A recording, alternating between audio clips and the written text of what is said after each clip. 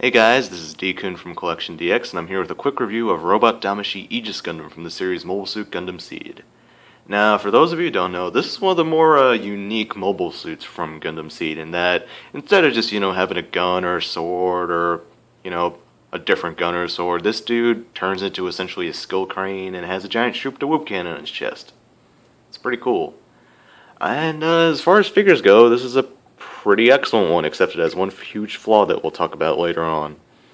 But as far as Robot Spirits go, it feels pretty good. It's your standard mix of the more rubbery PVC parts and the ABS plastic. There's a lot of ABS on this guy, I find, more than the others, between the shoulders, the ridiculously huge fins, and the giant backpack piece. But it still feels good regardless. It has a nice heft to it, at least for what it is. Articulation's pretty good on this guy. It's most of your standard fare heads on a double ball joint system there, with an additional hinge down there, which actually, if you put it down too far, it makes his head actually lower than it should be, but you can just do that to fix that, no problem. Elbows are double jointed. The wrists have the fig arts style of a ball with an additional hinge that can rotate freely, but it's so deeply seated in there you can't really turn it very well. Shoulders are good, great range of motion. They have an additional joint to go out this way. It is worth noting, though, that these shoulders really like popping off, and I assure you at some point in this video, they're going to pop off. They always do. Waist is ball jointed. It's a little creaky, but not too bad. And there's also a chest pivot joint. Legs are the usual universal joint they've been using recently for these guys. Double jointed legs with a stupid piece that comes off the top like that, but you can pop it right up there. And then the legs have side to side, and it's on an additional ball joint, plus the toes can go in and out as you please. Also, the fins, they're actually on ball joints as well, so they actually have a good range of motion if you're into that. And then the giant binder on his back can also move up and down if you're into that. So as far as articulation goes, I mean, this guy's pretty excellent. He does everything he needs to.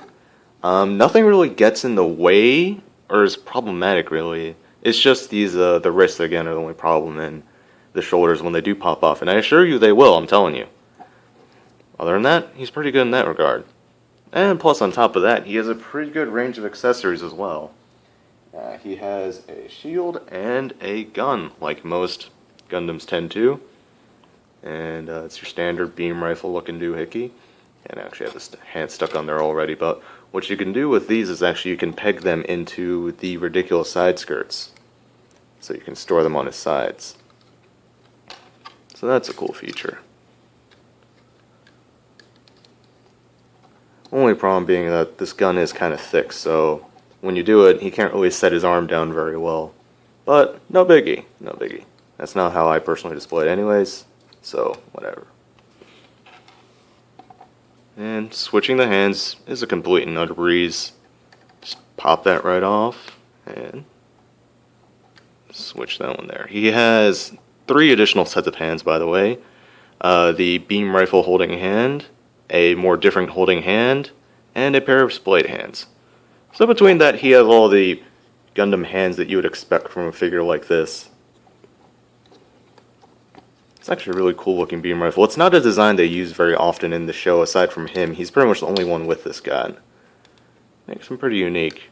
Especially in a show like Seed where a lot of different mobile suits tended to share parts. There we go. I think it looks pretty good like that. One thing that does annoy me though is the fact that the shield, it sits a little low in his arm the way it's pegged in. I wish it was a bit more centered. I'm not sure if that's accurate to the design, but that's just something I would personally prefer. Now, on top of this, there's actually an alternate way to hold the gun, the shield, which is through a little handle piece right here. And that's what you use the other holding hand for. Only problem being that the hand size is way too small for it, and it is physically frightening to get that thing in there, such that I'm actually not going to bother with it because I will make uncomfortable noises and probably shed a few tears as I try and fit the tiny little piece into that hand, and it feels ever so breakable whenever I do it. So just look at the pictures in the review for that.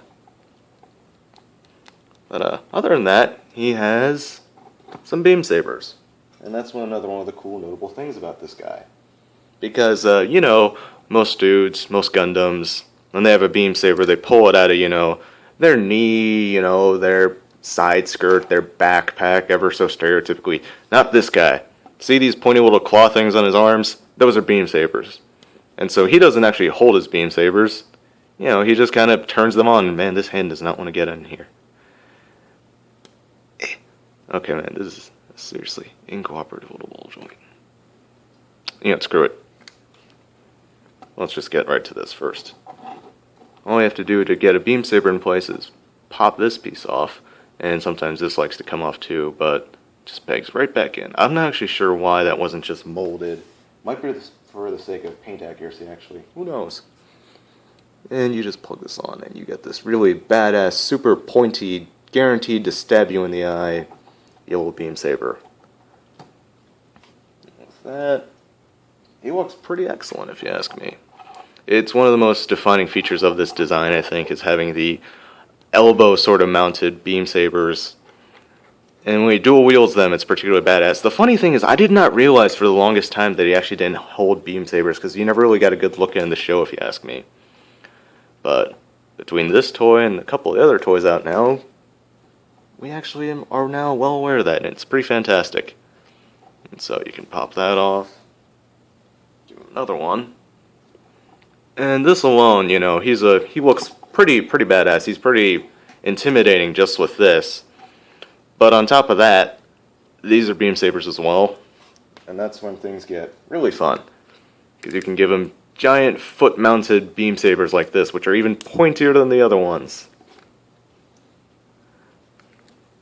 And again, swapping them real easy. They just clip right in place.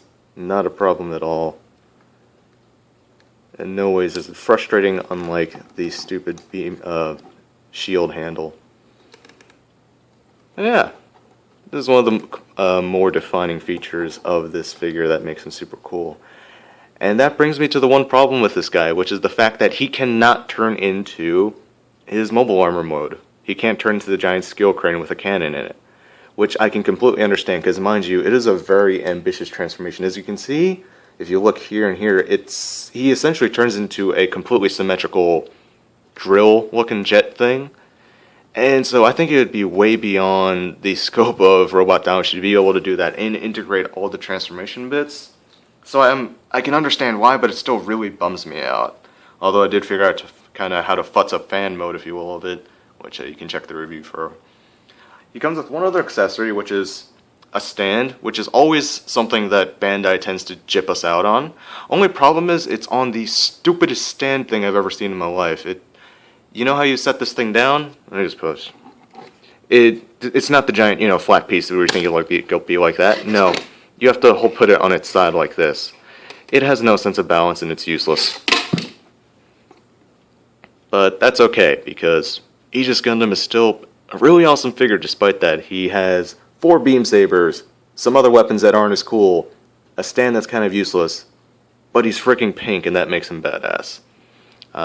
This review sample came from Angolz. You can get yours there, and I highly recommend it. And this has been Deacon from CollectionDX. See you later.